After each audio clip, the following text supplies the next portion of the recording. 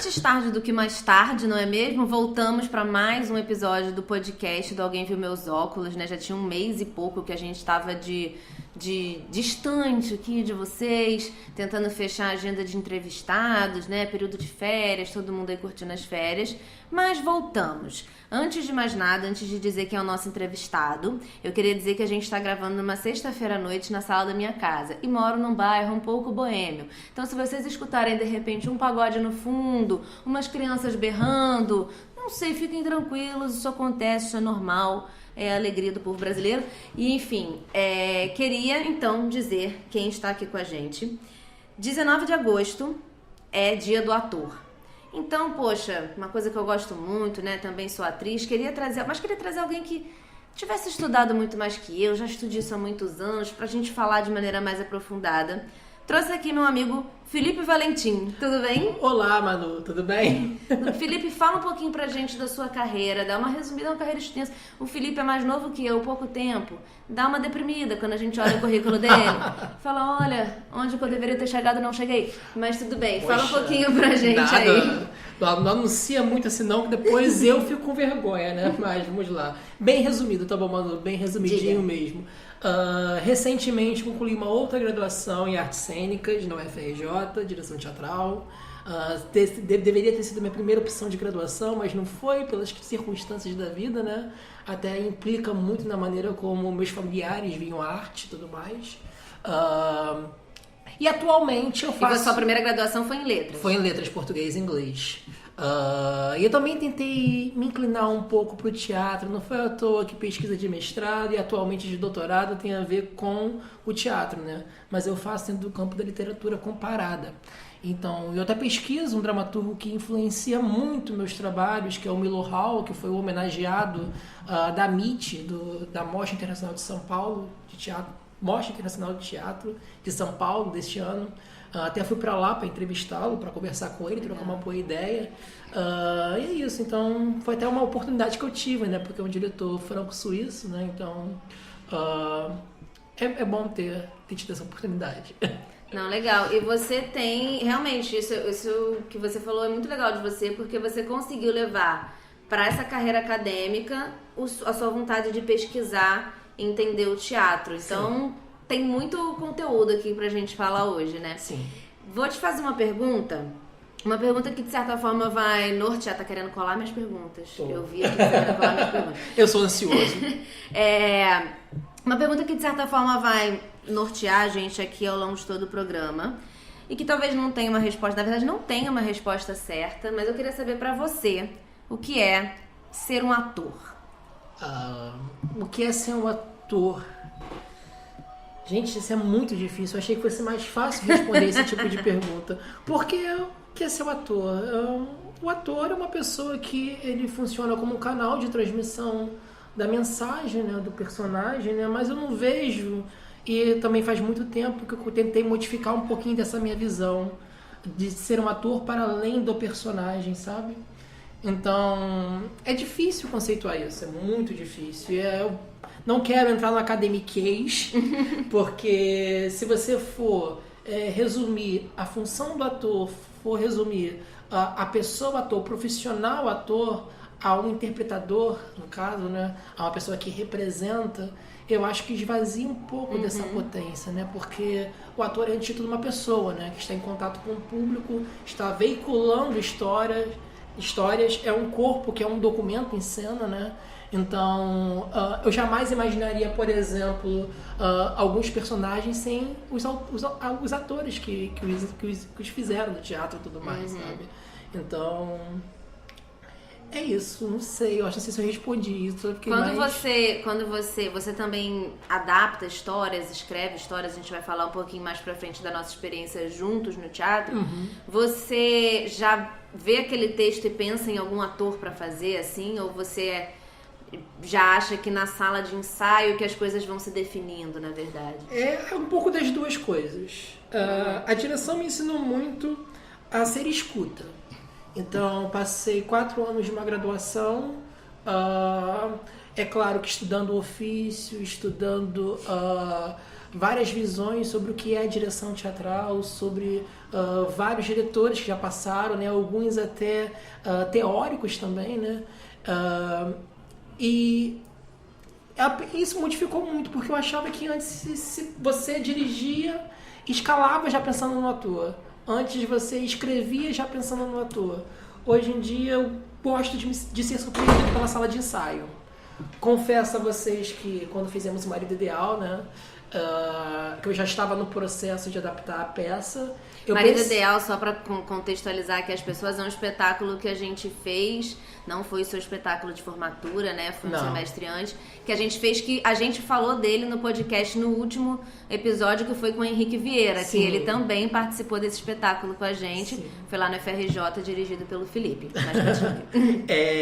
Aí o Henrique já tinha mencionado para mim que ele ia continuar trabalhando comigo, né? Que nós trabalhamos juntos no Que Nos Move, o Transeum. Aí eu estava com você e com o Thiago fazendo Como Eu Quero, que foi uma micropeça. Eu e o Felipe, né? A gente tem uma história longa. Aí o Henrique me encontrou, mandou uma mensagem e falou assim: Felipe, eu não pude assistir, mas eu quero estar na próxima com vocês. Legal. Aí eu já estava no processo de mexer no texto eu falei assim, poxa, eu quero o Henrique como o Peron. Legal. Então eu coloquei o Henrique como Peron e pensei em você como a Eva, no caso. Né? Então já tinha. Então acho que esse foi o único processo mais recente que eu me lembro de ter já direcionado o personagem. Quando é uma coisa muito rápida, por exemplo, eu gosto de trabalhar com os perfis e eu sempre tenho a minha panelinha também. Né? Então, a de ontem, que nós fizemos ontem do Somos Todos Severinos, da 3ª edição, que não foi nenhuma peça, né? Foi mais um sarau. Uma leitura. Uma leitura para fechar, mas assim, foi uma coisa que nós ensaiamos 3 semanas, não foi isso? Ficamos em 3 semanas de ensaio para a apresentação de ontem. E eu já tinha o elenco já pronto, já fechado, que não era nem de atores, né? Eu gosto de trabalhar com não atores também. Então eram pessoas da academia que se propunham a ler, a dar uma intenção ao texto, a respeitar algumas regras de marcação e a interagir, né? Porque é um espetáculo instalação. Aí eu voltei de viagem e descobri que eu não tinha mais elenco. Olha, o que eu vou fazer? Eu tenho que ter uma apresentação. Tem uma data? Tem uma data, que foi ontem. Esqueci, ontem foi dia 15. Né? Ontem então, dessa gravação, no caso. Isso. Então foi no dia 15. Eu tenho que ter uma coisa pronta pra apresentar. Olha, o que eu faço agora? Vou à minha panelinha. E fui lá, mandei mensagem pra você, pro André, pro Sandro. E falei assim, gente, é agora. Então, assim, por eu não ter muito tempo, eu já tive que direcionar. Você vai fazer isso, você vai fazer aquilo, você vai fazer isso. Então, existem processos que são diferentes, né? Você falou dessa coisa do não ator. Eu fiz um vídeo recentemente, não, acho que foi em abril. Lá no canal, a gente estava falando sobre o Augusto Boal, porque esse ano fez 10 anos que ele morreu. E eu tive contato com ele, com o trabalho dele há pouco tempo, assim, não foi uma coisa que a gente estudou na escola de teatro, a gente se conheceu na escola de teatro, né, assim como conheceu o Henrique, enfim, esse nosso grupo a gente se conheceu lá, e não foi uma coisa que a gente teve muito contato, tive contato recentemente, meu gato acabou de aparecer aqui do lado, querendo beber minha água, atenção. E aí, eu lembro que eu fui ter esse contato com o Augusto Boal, com o que ele faz.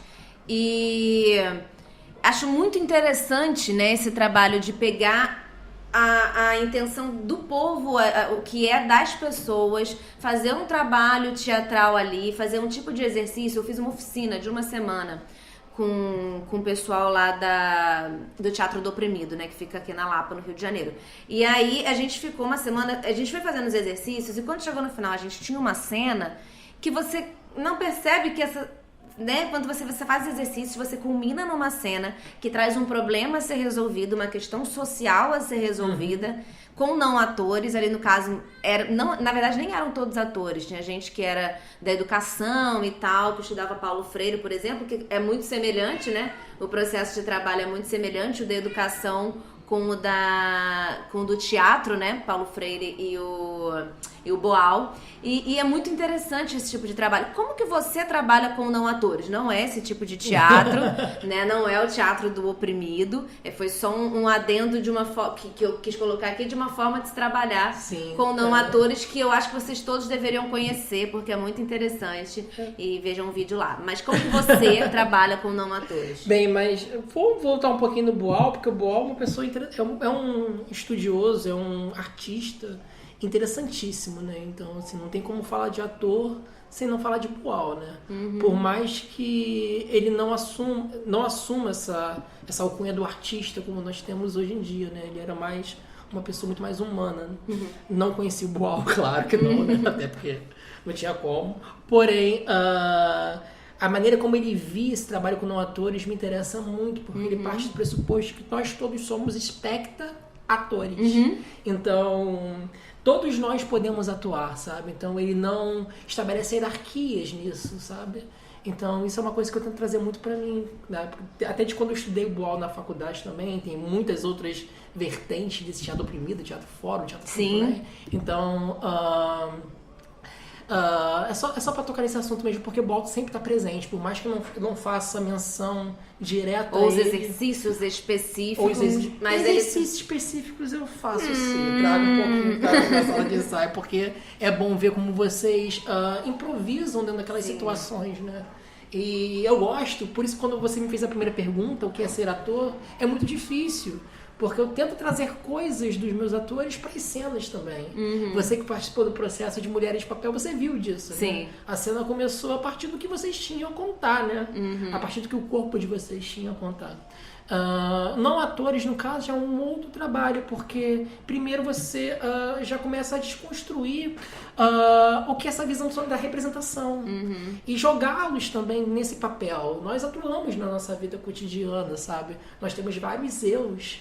Até fica uma referência de leitura para quem quer se enveredar por esse caminho, que é o Irving Goffman, né? As representações do eu na vida cotidiana.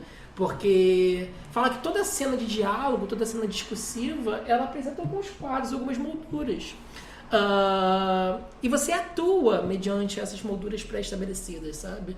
A maneira como nós estamos conversando aqui não é a mesma maneira como nós vamos conversar na mesa de bar, por exemplo. Sim.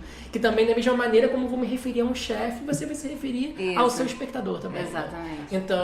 Então nós escolhemos esses quadros para atuar. Então eu tento, nesse trabalho, nesse primeiro contato com a atuação desse grupo que se predispõe a estar em cena, a mostrar o que eles atuam o tempo todo. Entendeu? Então, saber o que trazer a partir disso, sabe? E desmistificar esse lugar do ator. Que, por isso que eu digo, o que é ser um ator? Eu não sei te responder direito. Talvez até o fim da entrevista eu consiga responder isso. E a gente estava falando disso, de desmistificar desse lugar do ator, e muita gente quer ser ator para ficar famoso, fazer novela na Globo, né, uma coisa assim, e isso acaba sendo uma demanda não só de quem começa a fazer um teatro e procura uma agência, alguma coisa, mas da família, dos amigos, né, que descobrem que você está fazendo um teatro, já querem saber quando que você vai parar na Globo fazer novela. Como que você vê isso, né? Como que isso de alguma forma atrapalha, ajuda a carreira do ator? Manu, eu via isso de uma maneira muito negativa. Você pegou uma fase minha que eu estava bem radical, né, com algumas questões de teatro e tudo mais. Até agradeço que você me fez ter um outro olhar, né, para esse grupo que não está só no teatro, mas está muito mais na televisão do que no teatro. E existe um certo preconceito, sim, não vou dizer que não exista. Porém, depende muito de como você encara o ofício, de como você encara o trabalho de arte. Primeiramente, ser ator não é o glamour. Nunca vai ser o glamour. Por mais que você tenha seja fotogênico, que você tenha uma boa presença, que você tenha uma boa aparência também, porque a televisão preza por isso, né? Você pode chegar a um papel e você vai ver que é trabalho duro, é trabalho, é estudo. Todo dia você tem que estudar, todo dia você tem que buscar referências, sabe? Não é uma coisa simples. Uma pessoa que não gosta de ler, por exemplo, não consigo imaginar ela atuando. Exatamente. Entendeu? Uma pessoa que não gosta de se manter informada também, eu não consigo imaginar ela atuando, sabe? As pessoas, elas têm... A gente talvez aborde isso mais pra frente aqui na entrevista, mas acho que esse é um momento bom. As pessoas, elas têm uma relação com a cultura, quem não é da cultura, e hoje em dia a gente está num Brasil um pouco confuso, quem não é da cultura começa a achar que a cultura é uma coisa qualquer um faz, é muito simples, existe isso de um ator que é só subir lá e falar uns negócios. A gente faz aqui jornalismo cultural, né, de certa forma, eu e a Clara, a Thaísa que colabora com a gente, o Sandro colabora com a gente faz o jornalismo cultural. E uma coisa que parece que é simples, né, você tem que saber de filme, de livro e de de música, alguma coisa assim, você tem que entender. Não, porque quando você vai ver um filme pode abordar milhões de temáticas. Sim. Ele pode estar falando de uma guerra, pode estar falando de um futuro, pode estar falando de um lugarejo lá longe, uma música, uma série, um livro. E para você conseguir falar daquele filme, conseguir falar daquilo de uma forma completa, você também tem que entender aquele contexto. E isso exige que você esteja bem informado, que você leia muitos livros, que você leia muito jornal e tudo mais. E me parece que o ofício do ator é uma coisa muito parecida. Porque para você interpretar uma mulher do sertão, para você interpretar, se você não é do sertão, logicamente, para você interpretar uma realidade da favela, se você não é da favela, você interpretar uma realidade do Leblon, se você não é do Leblon, você tem que estar aberto a ouvir as pessoas e a entender contexto histórico, a entender... Mas se você vai interpretar um papel de 1920, você tem que estar lendo, tem que estar sabendo o que acontece em 1920. Mas assim, às vezes a coisa não é nem tão direcionada, porque concordo com tudo que você disse, concordo muitíssimo, assino embaixo, porém é um estudo constante, Sim. né? Eu dei esse exemplo dentro das pessoas que trabalham com pelo aspecto televisivo.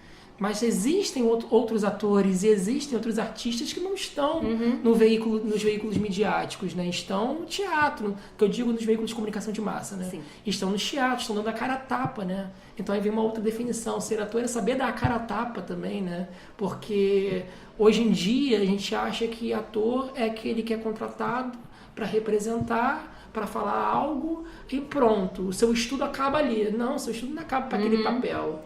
Seu estudo, ele permanece para outros papéis, sabe? Ele se estende. E assim, tem artistas que vivem do próprio fazer artista, da própria arte em si. Às vezes vivem com muito pouco, essa é uma realidade nua e crua, porque artista não ganha muito dinheiro. Você não vai ser artista para ser rico, isso é importante deixar claro. Você tem que se patrocinar também, tem que correr atrás de se produzir, né? A autoprodução, ela é pertinente a todo artista hoje em dia. E mesmo se você for pensar, claro, é porque eu também passei por algumas fases nesse pensamento do teatro, que primeiro eu achava que sim, eu vou fazer muita novela, aí depois eu falei, gente, nada a ver fazer novela, eu quero ver do teatro, e depois você para pra perceber que são raríssimas as pessoas que conseguem viver fazendo teatro sem trabalhar 24 horas por dia dentro do palco e fazendo todas as outras coisas de fora do palco, porque é muito difícil. O ator sempre tem que ter um duplo, né? E muita gente, existe uma coisa de glamour aqui no vou falar do Brasil, talvez Rio de Janeiro mais especificamente, que é onde a gente tá, que é o ator da Globo. Se você faz uma peça com um ator da Globo, ela pode ser boa ou não, isso chama pessoas. Sim. Tem gente que não tem o costume, que você vai fazer um espetáculo e fala, mas tem um ator conhecido? Não, mas isso aqui é uma coisa muito do Rio de Janeiro em si. Até porque que nós temos mania de achar que espetáculo, que o que é produzido só está no Rio, eixo São Paulo. Mais São Paulo do que Rio, já é um mito. Muitas pessoas boas, maravilhosas, excelentes atores vêm do Nordeste, do Centro-Oeste, vêm do Norte, vêm do Sul para o Rio de Janeiro, porque aqui tem a Globo e tem a Record, por exemplo. Então, às vezes as pessoas têm a ambição de começarem suas carreiras aqui visando esses veículos. E às vezes não é necessariamente uma coisa de tipo, porque tem a ambição de começar. Às vezes é um instinto de sobrevivência mesmo. Mas já começou. É isso, a carreira dessas pessoas começou lá atrás. Sabe? Então, assim, quando a pessoa vem pra cá, é louvável, é magnífico, admiro demais essa coragem. E assim, é uma pessoa que quer viver de arte. Então, esse espaço na televisão que ela às vezes quer, é uma maneira que ela tem de se manter fazendo teatro aqui também. E fazer uma novela, muitas vezes, é o que garante um ator de ter um pagamento fixo. Sim. Né? A gente conhece gente que dava aula e largou a turma e falou, gente, mil desculpas, mas eu vou conseguir um contrato para uma novela. Sim. Com um papel pequeno, mas era dinheiro fixo naquele tempo. Fixo. Então, assim, parece que é muito glamour. A gente via ele na novela num papel muito pequeno, mas o contrato era de dinheiro fixo. Então, assim, existe essa coisa do ator. Quem ganha muito é quem? Reinaldo Gianecchini, Antônio Fagundes. São pouquíssimos, né, que vivem disso. Mas eles também têm uma trajetória, né? Sim. Isso, quando a gente fala, eles ganham muito. Mas como eles começaram Sim, também, sim. a gente não sabe também disso, né? E esse exemplo que eu falei pra você das pessoas que se deslocam de todo canto do Brasil para estar aqui, esse movimento acaba sustentando esse mito, né, do eixo Rio-São Paulo da produção artística, né? Porque por os dois veículos estarem aqui situados na região sudeste, acaba se concentrando também alguma gama de produção que fica aqui só nesse eixo, né? E esse mito se retroalimenta, né? Porque as pessoas querem trabalhar, as pessoas querem ter uma coisa fixa, as pessoas querem ver de arte, mas o que elas sabem fazer é arte. Então, assim, e aqui no próprio Rio de Janeiro tem atores também que não estão na Globo, mas que vivem fazendo teatro, mas depois vão trabalhar num restaurante, vão trabalhar numa loja, vão trabalhar em comércios diferenciados, não sei dizer. E como você acaba perdendo na qualidade final, às vezes, do espetáculo por causa disso. O artista que não pode se dedicar integralmente a fazer o trabalho dele. Sim, não, e eu, por exemplo, eu dou aula de língua portuguesa e literatura. E assim, eu continuo fazendo arte, sabe? Eu estou na academia, mas eu também estou fazendo arte, sabe? Meus professores na FRJ são artistas, mas também tem o trabalho deles lá. Então é esse duplo que eu me referi. O ator, por exemplo, a Manuela atriz, não vai ser só a Manuela que vive fazendo teatro no primeiro momento.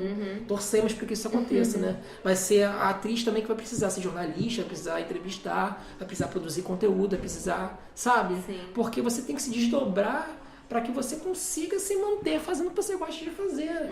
Entende? Há uma visão de arte como mercadoria que é um pouquinho perversa demais. E que a falta de informação acaba alimentando. Por exemplo, o que foi aquela fake sobre a Lei Rouanet, sabe? Então proliferou na internet muitas pessoas que acham muito, mas que pouco entendem. Às vezes nem leram a lei, você via pelo nível dos comentários que eles não realizaram a leitura de fato, opinando sobre artista que quer mamar nas tetas do Estado, como se a Lei Rouanet tornasse alguém rico, sabe? Então, assim, há uma confusão. Então, assim, além do ator ser aquele que dá a cara a tapa, eu digo que o ator também é aquele que tem que estar preparado para não ser reconhecido pela sociedade. Porque não importa o que você faça, não importa o como você se desdobre, se você não estiver no horário nobre protagonizando, você nunca vai receber o status de atriz por essa sociedade, sabe? Sempre vão te ver, coitadinha. Só vou assistir sua peça quando você estiver na Globo. Não sei o que, não sei o que. Então, assim, gera esse nível, entendeu? Então, a sociedade nunca vai te reconhecer por isso. E, às vezes, você pode estar interpretando uma peça, veiculando uma mensagem muito foda com essa peça, algo que as pessoas precisam, de fato, ouvir, mas elas não vão ouvir porque não conheço a Manu Meirin que está em cartaz, sabe? Não conheço o Valentim que está dirigindo esta coisa. Então, assim, que gera esse choque, né?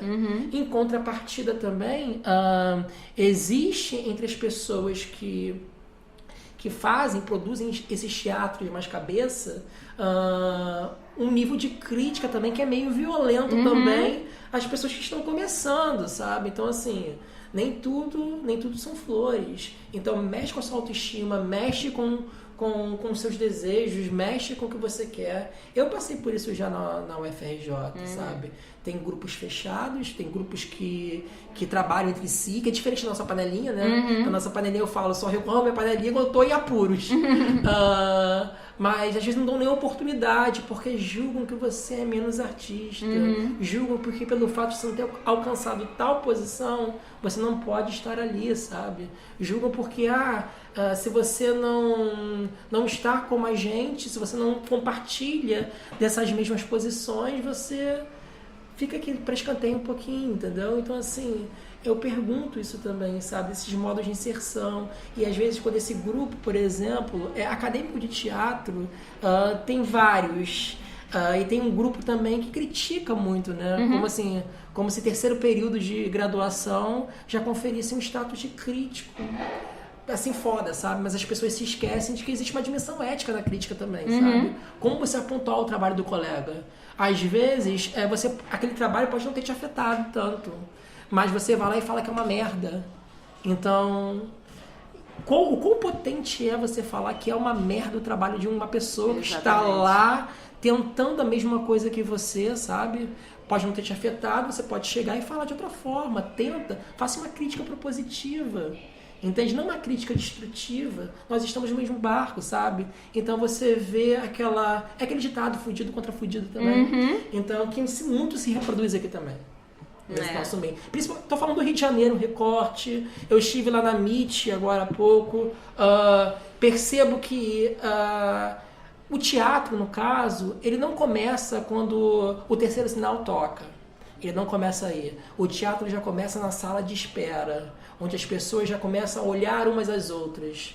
Então, anteriormente, até esqueci quem apagou as luzes do teatro. Não sei se foi o Wagner, não lembro de cabeça. Anteriormente, o teatro era todo feito às luzes, porque as pessoas iam para se exibir também, sabe? Sim. Para uma verem as outras, entendeu? Depois não, o foco total tem que ser na cena. Então depois, no século XIX, que introduziu essa noção. Então, o espetáculo começa já na sala de espera. E em São Paulo eu vi isso muito bem marcado. Existem aqueles espectadores de teatro. A MIT, por exemplo, ela ocorre para quê? Ela ocorre para as pessoas que já assistem teatro, que pertencem a uma determinada classe, porque quando você vai analisar o nível das peças, às vezes, vou falar nesse recorte da última que eu participei, que foi de 2019, das peças brasileiras, eu vi que poucas peças assim, produzidas pela periferia estavam presentes, sabe? É como se o teatro só pertencesse ao próprio centro e não à periferia, sabe? Isso acaba provavelmente sendo um reflexo disso que você falou antes, do esquema acadêmico, que restringe, né? As pessoas elas acabam não ficando muito tranquilas de mostrar o que elas querem efetivamente fazer, porque elas sabem que a crítica ela quer ver determinada coisa, né? Então... isso fica polindo um pouco, né, o trabalho artístico. Não é detalhe, não é nem reclamando, né? Porque eu sei que é um trabalho fenomenal, um trabalho árduo, né? Trazer várias peças, fazer curadoria de teatro é uma coisa muito difícil. Então, quem sou eu para criticar? Mas eu vejo nesse ponto, porque a crítica está presente aqui, né? Eu também, mesmo que eu me reconheça como não crítico, eu acabo estabelecendo uma crítica, né? Tem isso, né? Sim. Porque, por exemplo, não assisti nenhuma peça brasileira na MIT. Nenhuma que estava em cartaz. Porque eu fui querendo ver a outra São Paulo. Qual é a São Paulo que está na periferia? Quais são os grupos periféricos que estão ganhando a cena paulista? Sabe? O que estava em cartaz de teatro brasileiro lá era que eu poderia ver numa viagem que eu fosse fazer para São Paulo, sabe? No Sérgio Cardoso, no Sesc Pompeia da vida, que eu sei que são peças que vão ganhar esse espaço. E as peças que não ganham esse espaço? Que espaço elas têm na MIT, por exemplo? Foi uma pergunta que eu me fiz. Eu assisti mais as peças internacionais, a do Milo Hall assisti as 3 que estavam presentes lá, né? Foi mais por isso. Então... a gente também vê que muitos atores, muita gente que produz teatro, às vezes, é invisibilizada pelo sistema. Sim. Entendeu? É invisibilizada pelo sistema. Então, é isso, né? Então, eu acho que a direção teatral, ela me trouxe mais questões do que respostas. Ela me trouxe mais incertezas do que certeza. Eu acho que isso que é o bom, né? Porque quando a gente está muito certo, cheio de respostas, tem alguma coisa errada. Sim, hoje em dia eu não sei definir pra você. Eu sei o que eu tenho que fazer como diretor de uma peça, mas eu não sei definir o que é a direção em si. Porque são muitos caminhos, são muitas coisas que se interpenetram, intercruzam, sabe? E trabalhar com a Érica, por exemplo, em Cidade das Donzelas, ser assistente dela em Transegum. Érica Ferreira. Érica Ferreira. Não conhece. Ser assistente dela aqui em Transegum. Me abriu os olhos para esse lugar de escuta, sabe? Transegum, por exemplo, tínhamos um elenco predominantemente negro.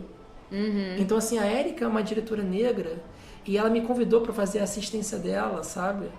E, assim, eu estava dividindo com ela uma posição, entre aspas, de poder nessa hierarquização cênica, né? Então, o que eu faria ali? Gente, o que eu faço? Eu sou mais escuta aqui, sabe? Sou mais escuta do que voz, né?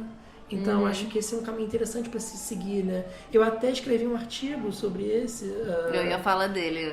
Tá na revista Em Tese, da UFMG. Eu vou deixar o link na descrição. É Entre o Viver e o Representar, o lugar ético e estético da direção teatral na cena brasileira contemporânea. Sim, lá também tem Mulheres de Papel. Tem. Ele fala sobre esse processo da direção em Mulheres de Papel e em Transegum, né? Que eram 2 lugares... até tinha realmente... Eu li o artigo. E você fala um pouco sobre como era esse lugar. Você é um homem branco de classe média e estava dirigindo um elenco predominantemente negro, e em outro espetáculo, que é o Mulheres de Papel, que eu fiz com você, era um elenco de mulheres, né? Então, em que contava questões muito femininas. Muito feminino. Então, eram 2 lugares que você estava numa posição de hierarquia, mas num lugar de fala, vamos dizer assim, que não era o seu. Como é que foi esse... No texto ele vai falar tudo com detalhes de como foi. Mas assim, o quanto que esses 2 trabalhos te abriram a cabeça para esse lugar de escuta? Eu posso resumir em uma palavra, desafiante, porque tinha horas que eu sentia que o processo não era meu.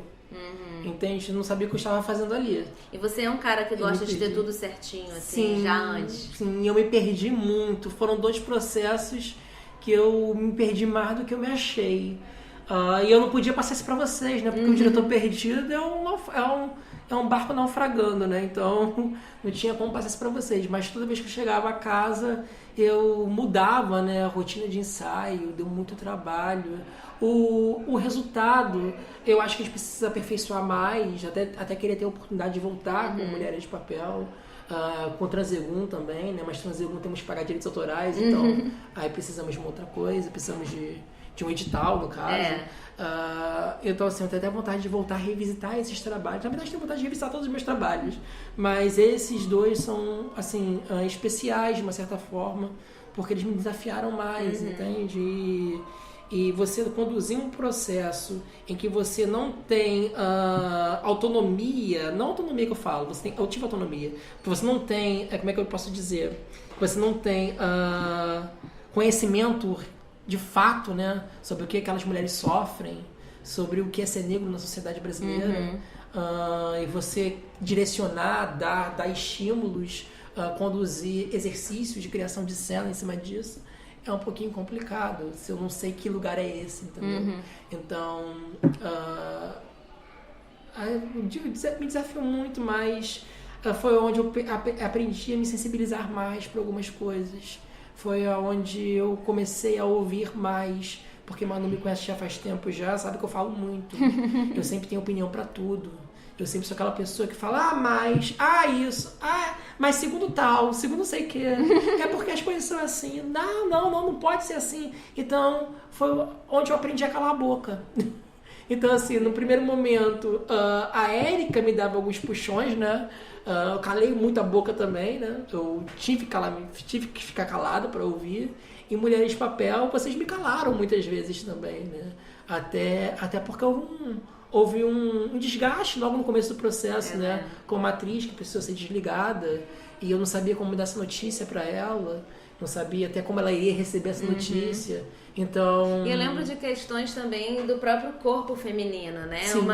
Uma sugestão de cena a ser feita, que era uma peça que falava de violência contra a mulher, e uma sugestão de cena a ser feita com uma determinada atriz, que para ela foi muito doloroso fazer aquilo. Sim. Então, como éramos todas mulheres, isso varia de pessoa para pessoa. Era uma cena que para mim talvez não fosse tão dolorosa, por causa de vivências ou não. Mas para ela que tinha que fazer, foi um processo doloroso, que aí todas sentamos e decidimos que aquela não era a melhor forma de fazer, passar aquela mensagem, sim, né? Então acho que foi muito bacana também que você tinha ali mulheres com diversas vivências. Talvez se a outra mulher que tivesse fosse eu, não fosse suficiente, porque foi um coletivo de mulheres que juntas escutaram ali e chegaram a uma conclusão. Então foi um processo muito bacana, né? E nesse espetáculo, nesse artigo que eu vou botar na descrição de onde vocês estiverem ouvindo isso aqui, ele fala também, ele usou muito pra justificar o Caliban e a Bruxa, que é o último vídeo do canal, galera. Então vai lá, vocês podem ver que fala dessa questão da perseguição da mulher, da bruxa e tudo mais. é bem bacana. E então, assim, a peça tinha a ver com isso, né? Essa justificativa foi usada. E como que você tem visto, Felipe, os processos de, vamos dizer assim, representatividade na atuação? Então, a gente tem vivido um momento de luta para que hajam mais negros, mais gays, mais lésbicas, mais transexuais, travestis, mulheres fora do padrão estético, ocupando os seus lugares de direito na atuação. O que ainda precisa melhorar nisso? O que é teoria? O que é bonito na teoria, mas na prática não tá rolando ou tá rolando? Eu acho que temos muito tempo, tivemos avanços incríveis, sabe? Tanto em termos de atores escalados, como em termos de personagem.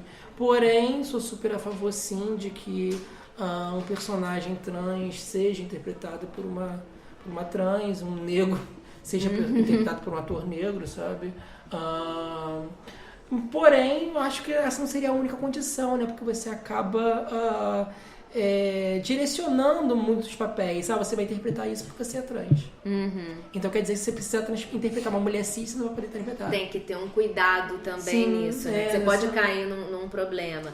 Como acontece muitas vezes, eu acho, com influenciadoras digitais negras, por exemplo, que sempre são cobradas de que falem de uma maneira muito ativista sobre a condição de ser negro. Quando, na verdade, você quer falar sobre outras coisas de ser humano. Você quer falar de maquiagem, de cabelo, de namorado. E é muito cobrado dessas pessoas. Você acha que isso também acontece na interpretação? Que existe uma necessidade de sempre ser ativista. Você acaba direcionando o ator, aquela determinada personagem, só por conta da sua expressão de gênero, da sua orientação, do seu tom de pele, entendeu? Então, isso não é muito legal, né? Eu acho bacana que essas pessoas sejam inseridas, né, no espaço artístico e que tenham o papel que elas estiverem aptas a fazer, sabe?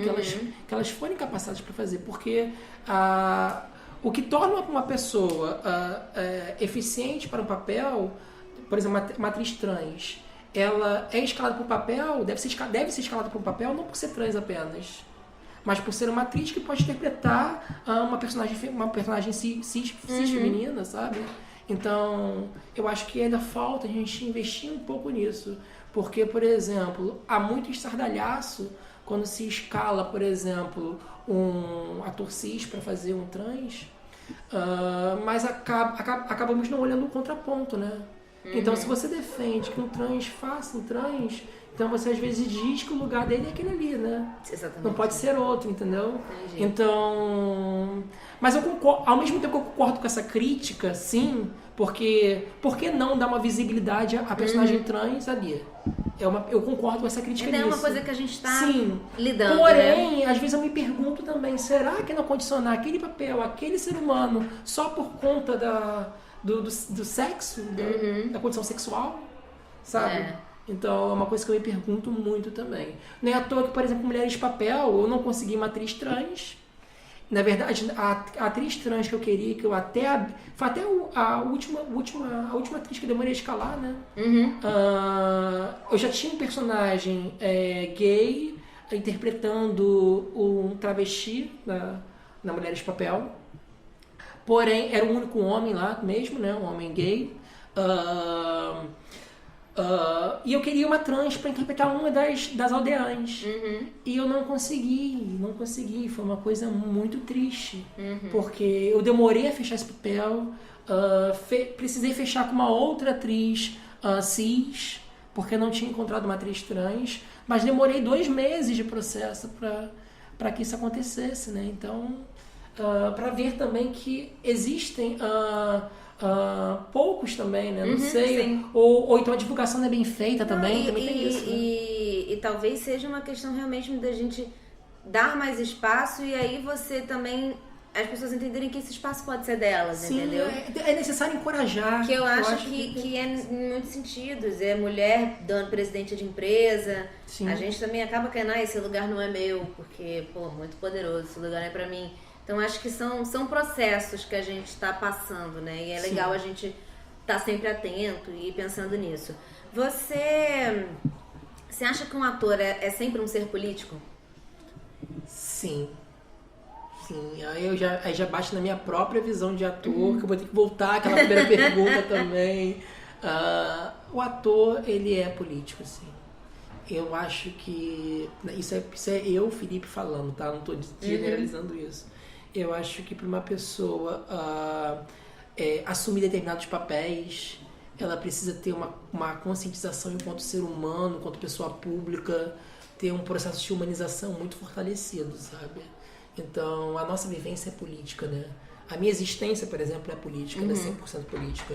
E eu levo isso muito para os atores que eu escalo também, né? Aqui, quando eu dou os estímulos, eu pergunto, por que você quer fazer isso?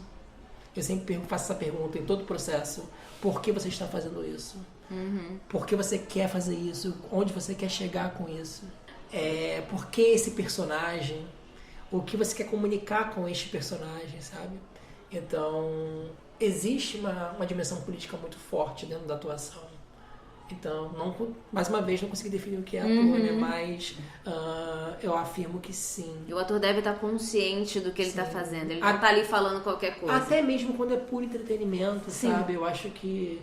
Até quando você assume um personagem de uma novela, por exemplo, aquele personagem tem uma dimensão política, sabe? Você escolhe, né, no seu processo de atuação ou na direção que você é conduzido, explicitá-lo ou não, mas a dimensão política está ali, sabe? Sim. Eu lembro muito do Silvério Pereira, por exemplo, na Força do Querer. Então aquilo tinha uma dimensão política muito forte, sabe? O Silvério já estava com coletivas travestidas, trabalhando no BR Trans, voltou depois em cartaz aqui no Rio de Janeiro com Uma Flor de Dama, né, que é baseado no quando cai Fernando Abreu. E ele caiu na novela A Força do Querer num papel gigante, né? Assim, é claro que não era um papel de protagonista, mas gigante pela força que o personagem tinha e que pela interpretação do Silvério dava, né? O colorido que a interpretação do Silvério dava. Então, aquilo tem uma dimensão política e, assim, e tava no veículo para puro entretenimento, sabe? O personagem tinha alguns vieses cômicos também, mas como a comicidade foi colocada ali, sabe? É o cômico ligado ao político, né? Porque fazer comédia é difícil também, né? Porque a comédia é muito mais política do que o drama. Então, assim, comunicou aquela existência, aquele querer do personagem, né? A força do querer, né? Daquele personagem, a partir de uma linguagem que o público de massa acompanhasse, sabe?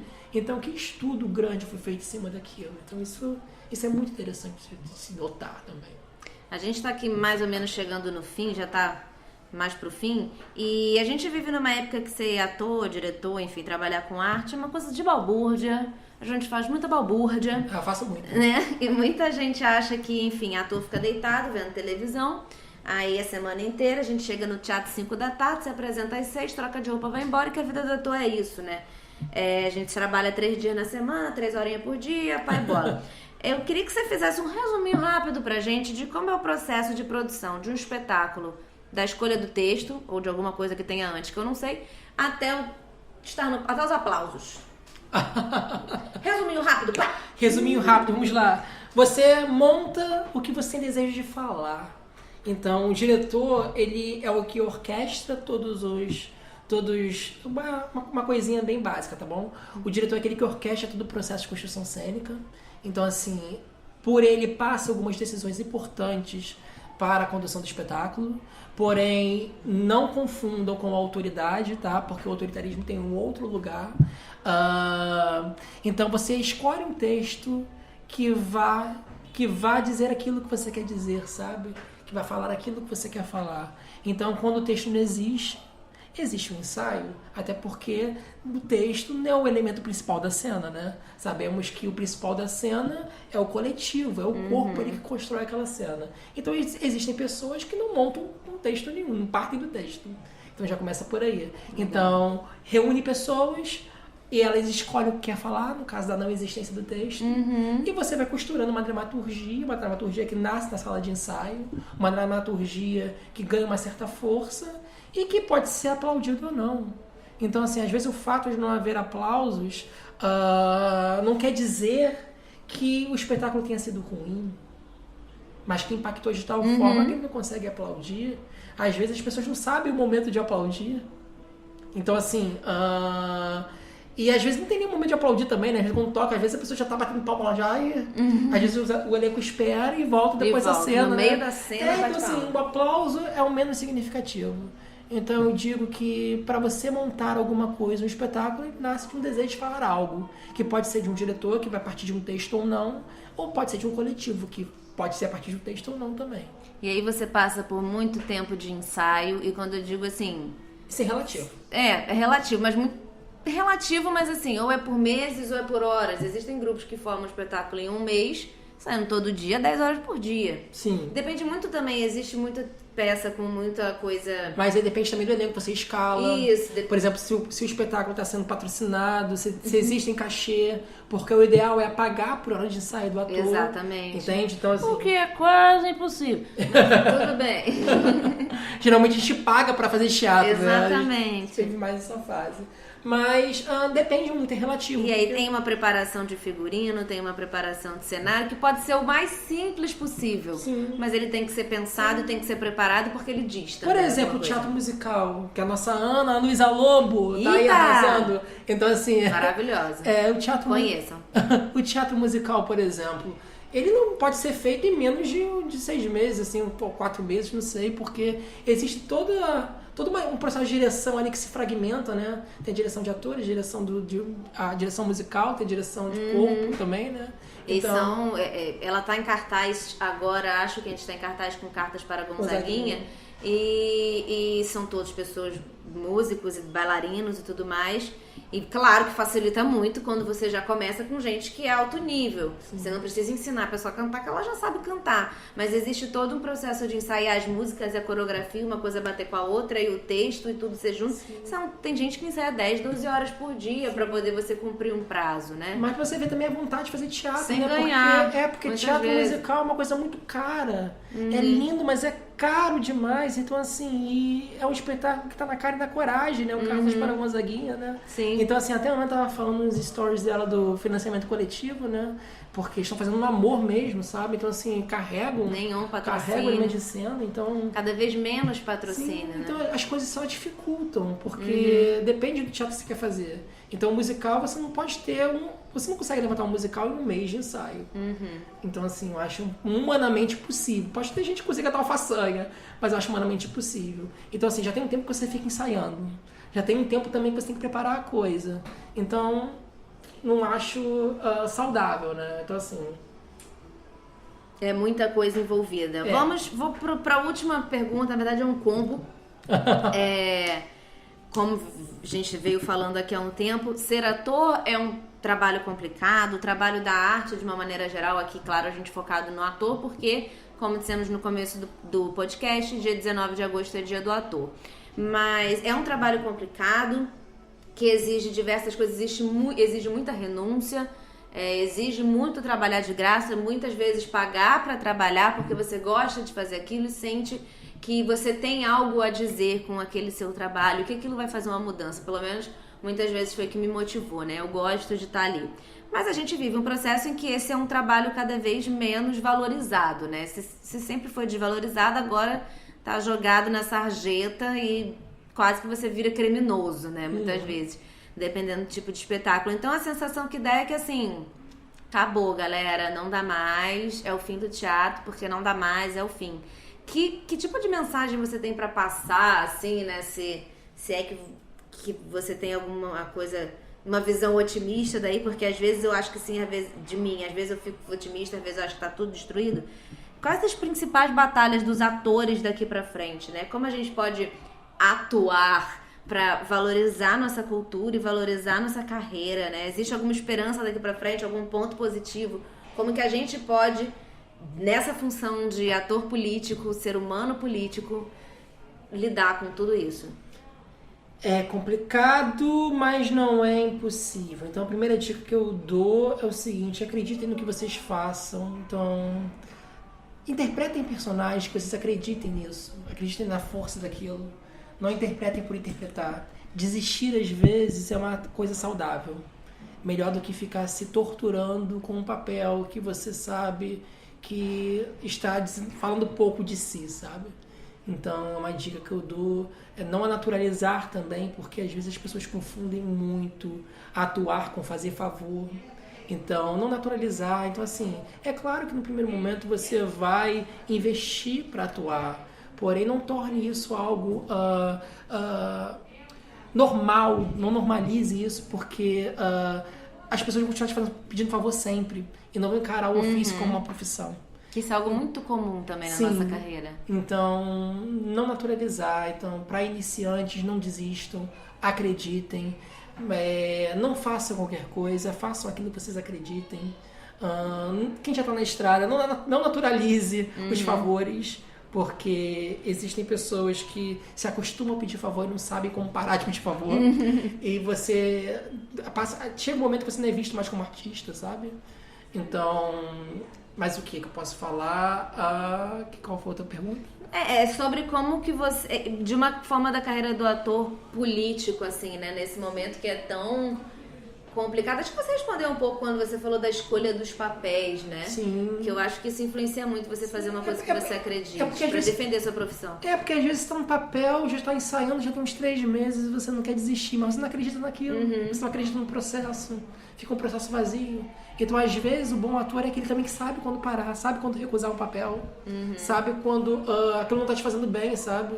Então, a gente vive nessa cultura, que é até um pouquinho tóxica também, né? De que desistir, a pessoa é um fracassado, a pessoa que não conclui nada, ela não vai a lugar nenhum. Mentira! Desistir é muito corajoso, também, é muito corajoso um ato desistir. de coragem, dar um basta. Então, às vezes, você pode estar um ano ensaiando um espetáculo, não tá te fazendo bem, então sai. É muito corajoso. As escolhas, o ser humano é político, não só o ator. E nossas escolhas, quando a gente se cala, isso também é uma escolha. Sim. Quando a gente se posiciona e quando a gente não se posiciona, tudo isso é um ato político, né? Sim. Isso acho que vale pro ator também. E o ator, antes de tudo, é uma pessoa pública. Eu vou à definição, né? É uma pessoa pública, né? Então, assim, saiba fazer um bom uso da sua imagem também. Porque muita gente inicia a carreira fazendo comerciais, divulgando produtos que não acreditam naquilo que estão falando. Então, se você não acredita naquilo, se você não usa aquele produto, se você sabe que a empresa é uma empresa filha da puta, pra que continuar divulgando isso, sabe? Então... É muito doido também, porque acho que também isso acaba indo também. com o que a gente falou lá na frente. Às vezes precisa sobreviver, gente. Quem Sim, tá pagando a empresa filha da puta. É muito complicado, né? Eu acho que é uma discussão longa, assim. Mas às vezes é perceptível que não se faz bem, né? Aquilo que ela tá fazendo. Pra ela mesma, né? É uma coisa então, bem assim, confusa. E a imagem tá vinculada àquele produto também, né? Sim. Então, assim, você não faz só uma propaganda, você empresta a sua imagem a um produto. A uma empresa. Não é à toa que às vezes, se você fizer uma propaganda, você vai ser visto na rua, por exemplo, pela menina da propaganda tal. Entendeu? Então, assim, você tá vinculando a sua imagem aqui naquele produto. Sim. Então, há uma responsabilidade nessa escolha também, sabe? Então... Tá atento, né? Atento a tudo. Isso que é um momento muito complicado que a gente tem que estar atento em muitas coisas. E pro ator também é um momento de estar atento. Como eu falei, eu vou deixar na descrição o link para o artigo Entre o Viver e o Representar, o lugar ético e estético da direção teatral na cena brasileira contemporânea, do Felipe Valentim, que foi o nosso convidado de hoje. Então ele fala desse processo de escuta, né, no trabalho de direção teatral, de dirigir um elenco predominantemente feminino, de dirigir um elenco predominantemente negro, ele que é um homem cis, branco, e de classe média, e se colocar nesse lugar de escuta para que o elenco falasse. Então é um artigo acadêmico, mas que deixa muita coisa muito clara pra gente. É bem bacana pra você que quem enveredar por esse caminho. E é isso, obrigada, Felipe. Obrigada, Manu, pelo convite. E a gente se vê num próximo espetáculo. Ai, que delícia. Vou divulgar, gente. O Felipe, ele faz minha carreira de atriz, gente. Se não fosse Felipe, uma carreira não existia. É isso. Mais uma vez eu queria lembrar vocês aí, pedir desculpas, porque a gente tá gravando na sala da minha casa. Então, tem aqui umas vizinhas que falam, uma porta que abre, um cachorro que late, um pagode lá fora, umas crianças brincando, uma porta que abre, uma porta que fecha. Então, espero que isso não tenha atrapalhado aí, porque eu gostei muito do papo. O papo foi muito bom. Obrigado. Então é isso e até o próximo podcast. Yeah.